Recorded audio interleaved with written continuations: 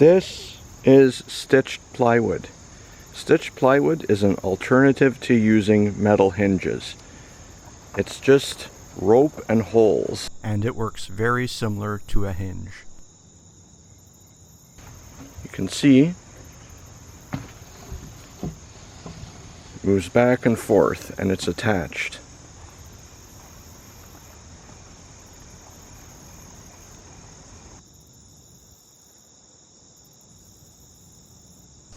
This is actually a very simple concept. What I did was I took a hole saw and I cut a line of holes along the edges of the plywood that I want to connect. So you can see this is one piece of plywood and this is another piece of plywood. And you can see there's a gap. And what I'm doing here is I'm essentially just doing a shoelace type of arrangement, just like you're lacing your shoes, but with wood. So it starts here, you put both ends through here, one end through here, and one end through here, and then you cross over on the other side, and you just keep working your way up the sheet of plywood. Back and forth with, just like you're lacing your shoes. And then you can see on the other side, it just gets finished with a reef knot, which is a very simple knot. So then your result is something like this. You have these sheets of plywood that are connected almost as though they're connected with low-tech hinges. It's just rope, actually, or cord is maybe the more accurate term for the connection. So you can see this is what it looks like on the other side. I'm on top and I'm going down, right? Just back and forth. There's two ends, right? And then you just go back and forth like that. Very, very simple. And it goes right to the bottom. And these holes are just cut with a hole saw. So what you can do now is you can take this plywood and you can actually fold it up really easily like this. So it's almost like a little fence or a tiny little shelter. See, like that. It's all folded up. You can spread it out however you want. You can make it much longer than this. And then you have a little windscreen or a little fence or a tiny little house like this. Maybe kids might like it. And I'm sure there's many other uses for it. This is what it looks like. And these handles here on top, they're just cut with a Dremel trio. So it's not very hard to do a cutout like that. You can see that that's what it looks like from the top. It sort of flexes back and forth. You can set it up however you want. You can make lots of these and then combine them.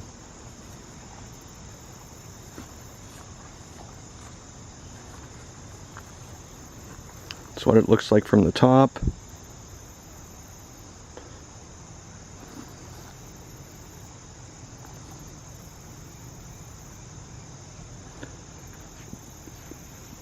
There's your reef knot. You can put it inside or outside, wherever you want it.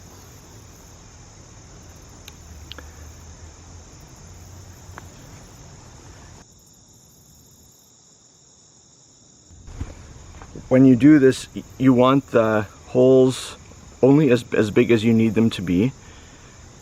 You don't want to have the holes to be too big, and you don't want to have this cord stitched too tightly.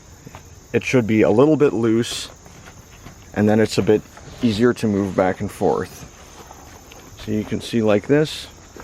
You can see it's very, very easy to fold it and maneuver it. And the nice thing about it is that it's very low tech, so it's just cord. It's very easy to make. I use my stitched plywood as a windscreen when I'm using my wood gas stoves for outdoor cooking. I put the wood gas stoves inside an outdoor wood burning fire pit to contain any embers, and I'm always careful to watch the stoves when I'm cooking. If there's a problem, I'll spray some water on the wood.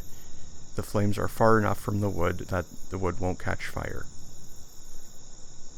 These are some of the tools that I use when I'm cooking. I use a cast iron frying pan, a stainless steel bowl, a sharpened spatula, a pocket bellows, some long reach pliers with a bent nose, a pacade, which is a pair of cooking pliers which lets you pick up pots without handles, and a ferro rod and a striker, and also a pair of welding gloves when handling hot metal. The sheet of plywood is on top of the stitched plywood because it keeps the rain off of the flames in case I'm cooking on a rainy day. So I can cook on a rainy day and also on a windy day. And I can get at my gear, which is right above the flames on the plywood.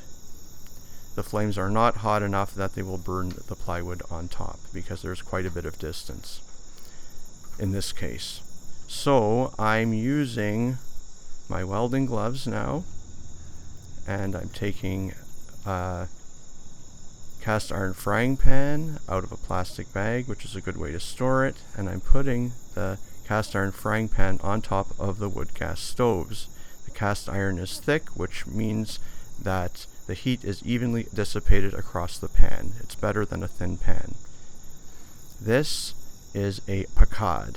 This is used to pick up a bowl or a pot without a handle. So you only need one pacade, and then you can pick up many different pots, and none of them need to have handles, which makes it easy to store them because you can nest one inside of the other.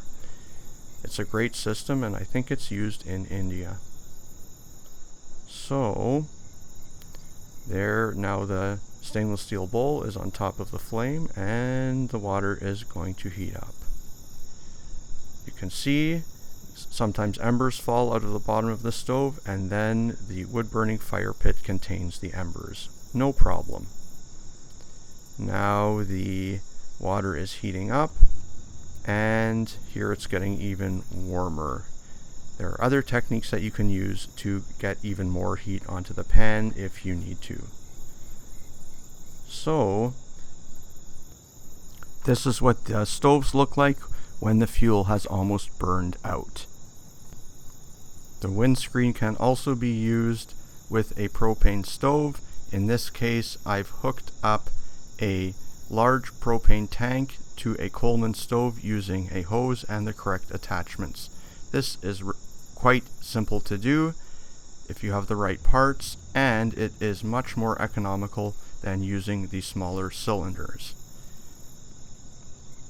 A large tank is enough fuel for a lot of cooking. Thanks for watching, and have a great day.